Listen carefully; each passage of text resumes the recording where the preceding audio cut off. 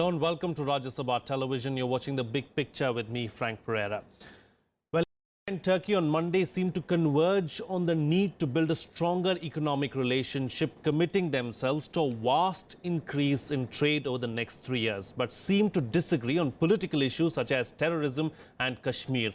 Turkey has largely been seen as a moderate Islamic democracy with a population of about 80 million, strategically situated at the crossroads of Europe and Asia. But Turkey's ties with India, Asia's third largest economy, have been rather indifferent thanks to Turkey's closeness to India's arch-rival Pakistan on key issues. Those political differences seemed to be evident in New Delhi on Monday after talks between Erdogan and his Indian host Prime Minister Narendra Modi during the former's day-long visit to New Delhi. On this edition of The Big Picture, we will analyze the bilateral relations between India and Turkey and how can India avoid hyphenation with Pakistan.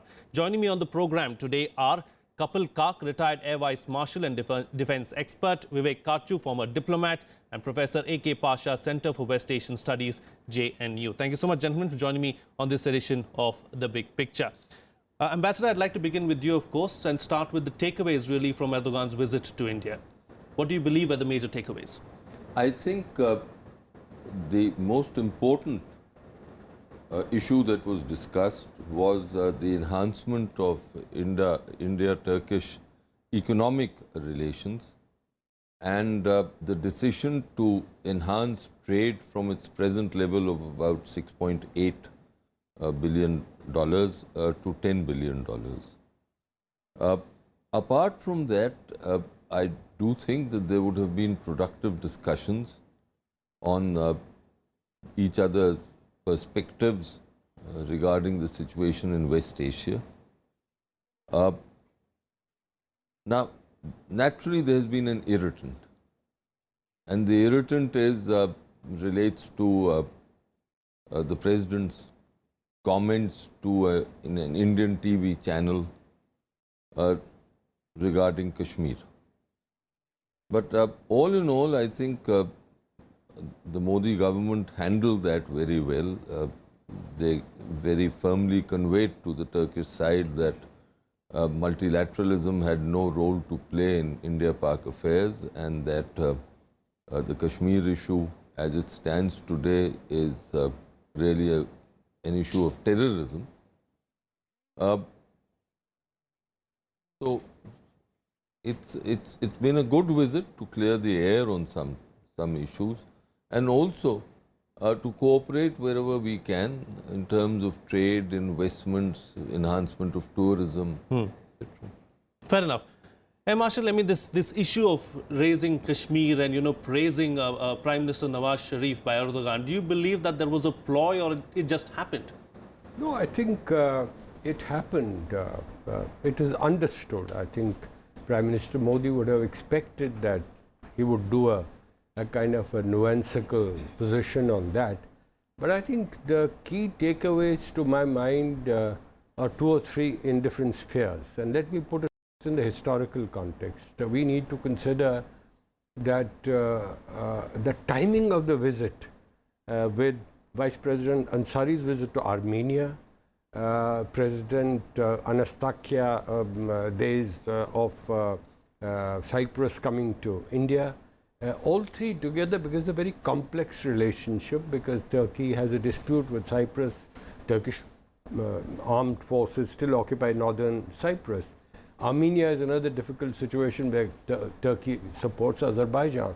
So there are different kind of tides which shape that environment. But I agree with Ambassador Vivek that Prime Minister Modi and his team have handled this very deftly. I would have been happier if there was not a coincidence of these two visits together. Because we must not forget, one of the causative factors for Erdogan talking about Kashmir and multilateral approach could also have been driven by the fact that the Cyprus president sought India's assistance in resolving problems with Turkey, in which our position is quite clear, UN resolutions and everything else. So maybe this was a kind of a very subtle, nuanceical quid pro quo. I do not quite see that the economic partnership will go anywhere. Yes, we have raised the target from $6.5 billion to $12 billion in 3 years. Well, substantial, fine. But the key issue is diplomatically and strategically an extremely complex relationship with Turkey, which has evolved right from 1947 onwards. Do recall, Frank, that Nehru in his glimpses of world history devotes 20 pages to Kemal Atatürk. Kemal Atatürk, Archbishop Makarios and Jawaharlal Nehru are considered in the trilateral of these three countries as the founders of 20th century relationships. Right. So to that extent, I think the new variant has also unfolded itself. There are difficulties that lie ahead. It is unlikely that Turkey's warm embrace with Pakistan would go cold anywhere in the future. Fair enough. It is unlikely that we will see a strategic partnership with Turkey as long as that embrace lasts. I think the concept of a comprehensive economic partnership arrangement with Turkey is also going to be a rather slow burn for some time. I would summarize it that way. Right, fair enough. Professor, talking about strategic ties between Turkey, from a strategic point of view, how important is Turkey to India? Yes, fairly important in the sense its location at the crossroads of Russia, Europe, and the West Asian and Central Asian region gives it primacy. And it's not for nothing that it is the largest NATO army. And the United States has been promoting the Turkish military for decades. So this is one aspect. The second one is the turmoil in Asia also has enhanced Turkey's strategic importance, given the 6 years plus turmoil in Syria, then the Kurdish problem bordering Iraq and Syria, the American attempts to support the Syrian Kurds and Turkish disenchantment over this. And then, of course, the Iraqi Kurdish issue, and of course the oil pipelines and energy issue, making Turkey as an important hub for transit of energy resources, not only from Russia, Central Asia, but also now from the Gulf region also it is being talked. So Turkey's position is fairly significant given the Ukraine crisis and also the European picture where Turkey, of course, wanted to be member, but increasingly it is looking towards the East, China, India, and Iran, Indonesia, so on and so forth. So in that way, it is still a very important member of NATO. The Russians are also seeking closer ties with Turkey, and you have the Europeans still, in spite of all the problems of refugees and the membership, Armenian issue, they still look upon Turkey as an important player, as a gatekeeper on many issues. So in that way, I think India values this strategic position of Turkey, and also given the fact that the recent referendum has enabled Erdogan to position himself as the foreseeable leader for at least the next decade. So given his grip and tiding over the military threat which was visible in the last year's coup, all of this domestic, regional and global place of Turkey, encompass India to view Turkey as an important player, plus the G20 membership, also its linkages with Pakistan, Saudi Arabia, and Israel also. All of this, I think the Indian government has calculated. I want to take the point that you're making about Israel forward, but before that, yes, Marshal, you wanted to make a comment? No, I just want to one finger comment. He's not internally as strong as the referendum makes out to be. Istanbul, Ankara and Izmir did not vote for him. His percentage is 51%. I mean, this raises fundamental questions. Can you make such huge monumental changes like Brexit? What was the majority in Brexit? Look at the monumental change Britain has gone through.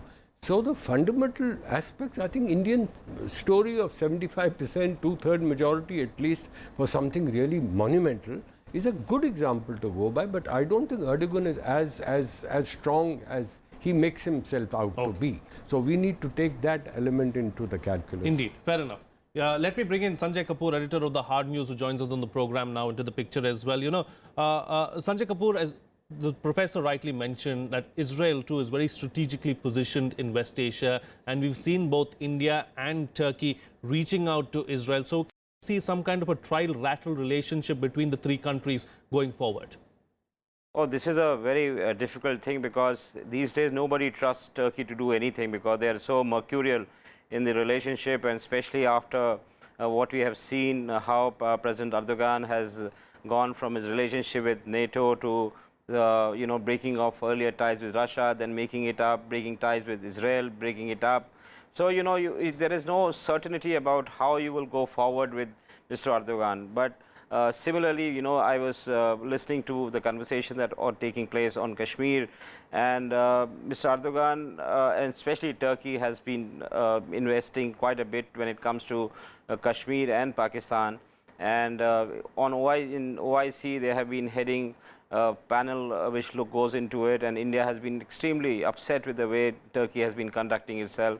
In only last few years, the relationship has got a bit better after Prime Minister Narendra Modi visited Ankara during G20 and had discussion with him.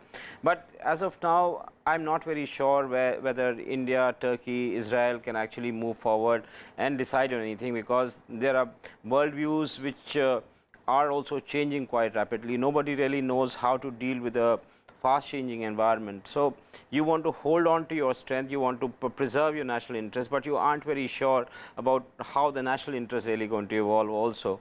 So Mr. Erdogan's trip, especially coming in after the referendum, is considered very significant. It only shows that he wants to look beyond Europe, where his country was pining to be members for quite a while. Now he's looking more towards Asia.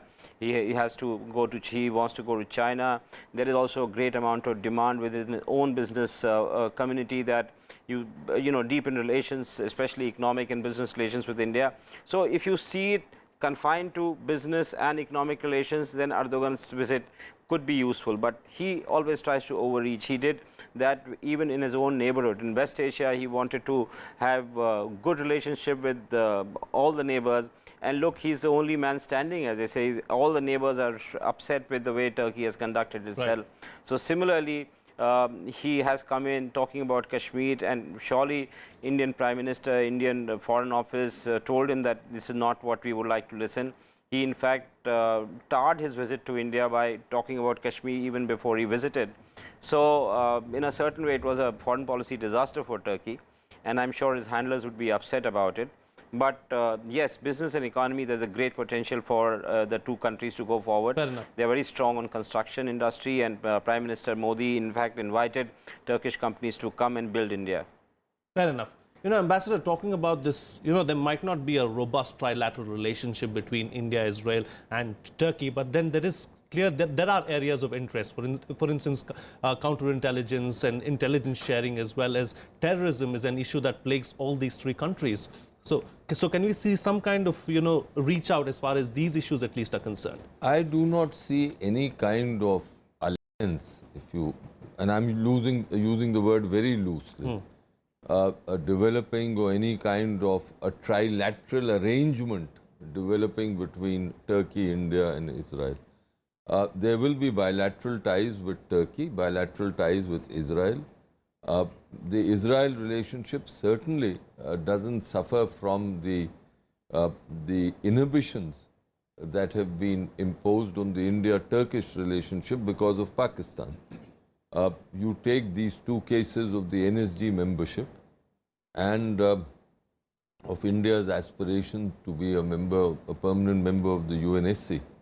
Now, on the NSG, the Turks have linked India to Pakistan, and that is a completely unreasonable situation, because the international acceptance of the Indian nuclear program is at one level, and Pakistan's is hardly accepted. Everyone knows what their program is about, but the Turks are persisting along with the Chinese in this.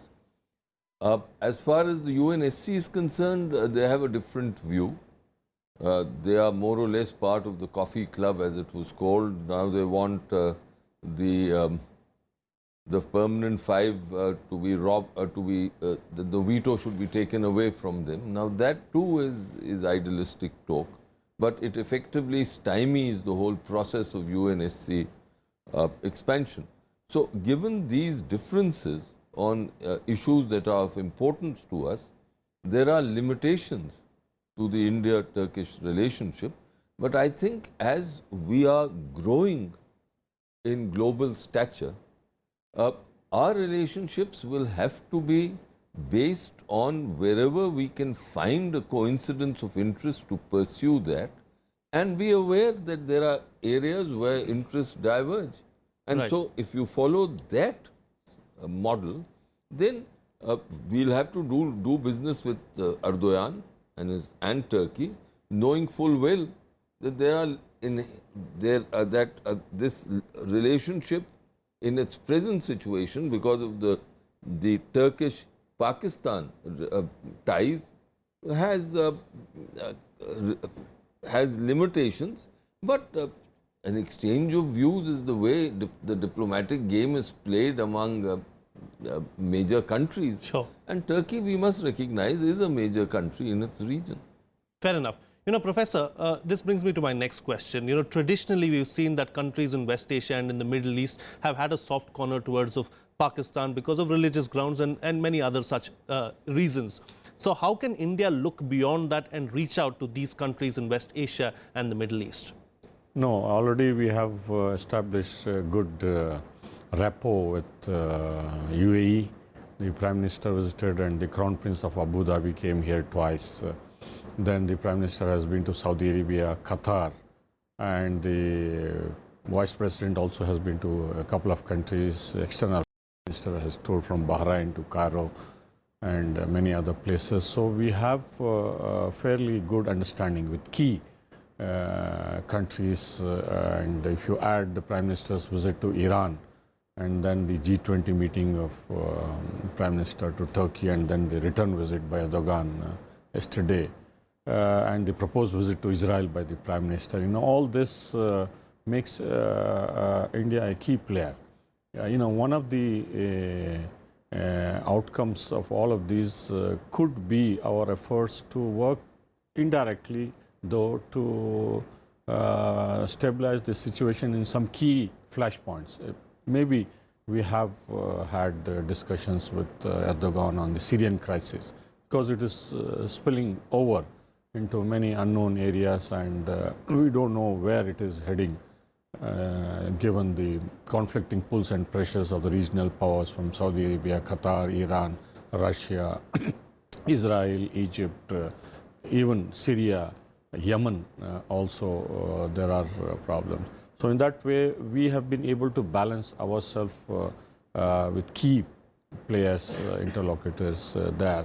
But what is beyond our control is the role by major powers. United States, during the election of President Trump, we were told that there will be a virtual, close relationship with Russia. That is not unfolding. And we heard about differences with China on variety of issues, but now the reality is different. Same was the case with other players, with Iran. There are differences on various issues. So what the external players are going to do in this region and manipulate to their advantage is a matter of concern for us, because we don't influence big players in a big way. So in that way, our constant interaction with Iran, with Turkey, Right. with Israel, with Egypt and Saudi Arabia gives us some leeway to have a voice, because all these are in one way or the other linked with either Pakistan or Afghanistan or core areas like our energy security, workers, trade, investment, food security. There are so many issues with India is tied up with this region. So we try to widen and deepen and have constant dialogue with all of these key Fair players. enough. Sure.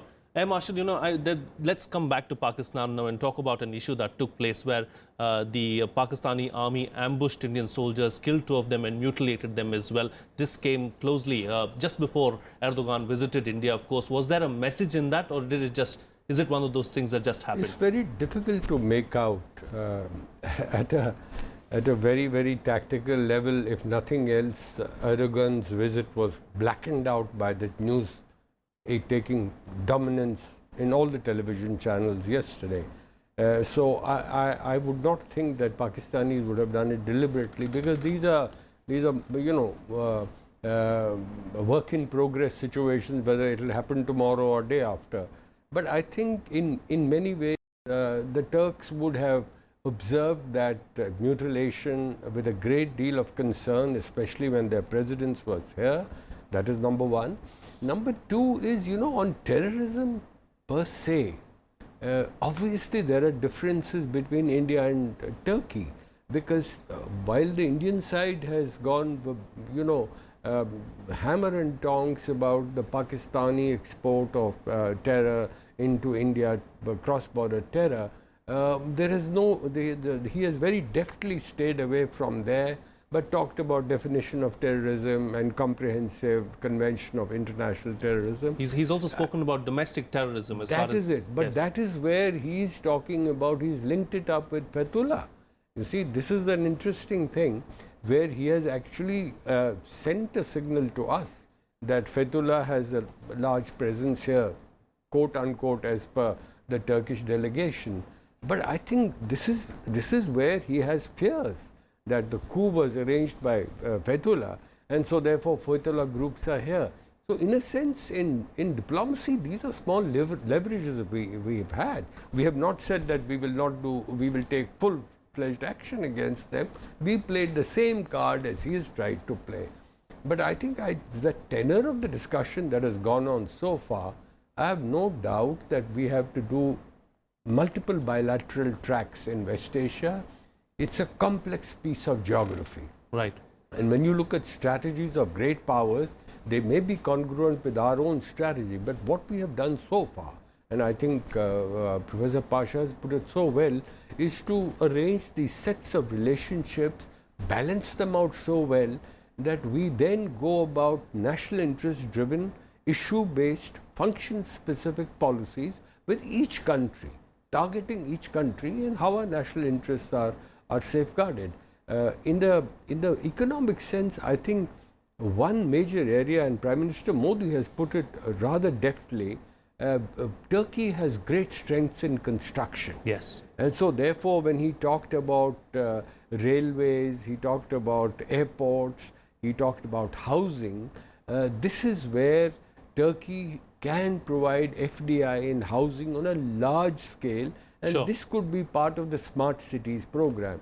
So as I said, issue-based, function-specific issues, you can just take Turkey what it has to deliver and give to Turkey what we can deliver. For example, in IT, there are a whole range of applications we can do to mutual benefit, but we have to keep in mind that in the larger strategic dimension, Turkey-Pakistan relations will remain close, but we must not let that close relation cast a shadow over our independent relations. Yes, fair enough. Fair enough. Sanjay Kapoor, every time there is an interaction like this, a bilateral, meeting such as this, we see Pakistan coming up time and again. How can India, avoid hyphenation with Pakistan? I think we need to fix a few things about our own foreign policy. This trouble in Kashmir has to be solved.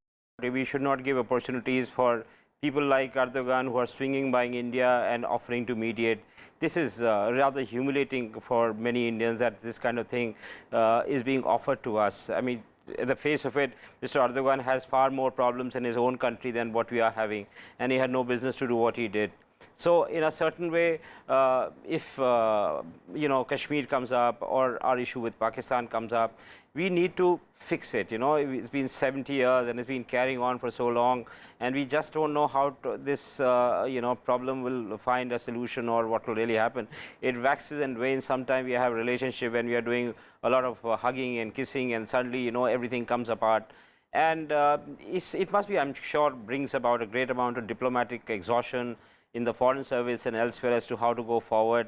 I think there is a need to apply when the country has to apply better, because it's taking away so much of financial resources and every other resources, and it needs to end at some stage. Okay. Fine. Time now to get quick closing comments from all my guests, starting with you, Ambassador. You wanted to make a point? Look, I think the Kashmir as a domestic issue needs to be addressed. But that's a domestic issue. Second, I don't think that major countries of the world are hyphenating India and Pakistan. That period is over. Erdogan may have said that on Kashmir he multilateral, whatever he said, but he is an exception. I do not recall anyone else being so indiscreet as him to have given such to have made such comments prior to his coming. So we shouldn't get very worked up. I mean, he is a man who's known internationally to be somewhat of a maverick statesman. He's made this comment. We've taken it well. We've told him, politely told him, take a hike. Right. We'll handle Pakistan bilaterally, and that is where matters should rest. Fair enough. Professor, where do Turkey and India ties go from here? Yeah, I mean, there are problem areas. I think there have been problem areas earlier also. And what Turkey has proposed on Kashmir is nothing new. They have done it before, and we thought we have persuaded them on the bilateral similar agreement type of talks on this issue. But, we must remember that it has been a member, Turkey has been a key member of the OIC's contact group, along with other countries, Saudi Arabia and Morocco and all. So that is the Kashmir take, and the Pakistani-Turkish ties, in spite of all what has happened at the military level, they are close, political and otherwise also. The other issue is, when we invite the Cypriot president here, it amounts to the same on their side. If you see the Turkish newspapers, the Cyprus issue is seen as a thorn on the Turkish side, and Cyprus has been a problem for whatever Turkey wanted from EU, along with other countries, Armenia and so on and so forth. So our position on Cyprus also has to be in the context of what Turkey wants to do in Kashmir. The other, I think that is very well analyzed. I'm running out of time, so I'll get just one small point. Turkey being short in oil and gas, and they have been trying to get from Iran, Russia, and they are looking for nuclear technology or cooperation because they have huge thorium reserves, and we have done some good research on this issue. They are also looking for cooperation in the nuclear technology. Fair enough. NSD, and then they want this. No, the only very quick closing. Only point that needs to be flagged is, you see, on the hyphenation issue, is a very important issue, that Pakistan and India are in different planetary orbits. We need to first take that into account. Secondly, the only thing which makes hyphenation an issue internationally is the so-called issue of Kashmir. I mean, we can say, of course, it's a domestic issue. There is a factor also, Pakistan, which we have recognized and written agreements with that country. I think we need to, I agree entirely with what Sanjeev said, we need to be far more creative, far more imaginative. I mean, this is a huge problem we have today. Fair enough. And it receives negative international kind of, resonance, which we must avoid. Indeed. Yes, indeed. When Pakistan stops terror, we can then discuss this bilaterally. Fair enough. Sanjay Kapoor, close the show for us with your quick closing remark.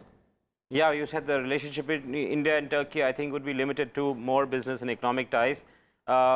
Despite the ambition of President Erdogan to meddle into many of the affairs, not in his own country but elsewhere, whether it is Rohingyas or whether it is Kashmir, I think at some stage other countries are going to step in and say that we'll mind our own business. Okay, on that note, we'll have to call it a wrap on this edition of The Big Picture. Kapil, Vivek, Katju, A.K.Pasha, Sanjay Kapoor, thank you so much for joining me on the program and putting things into perspective for us. That's all the time we have. See you again next time.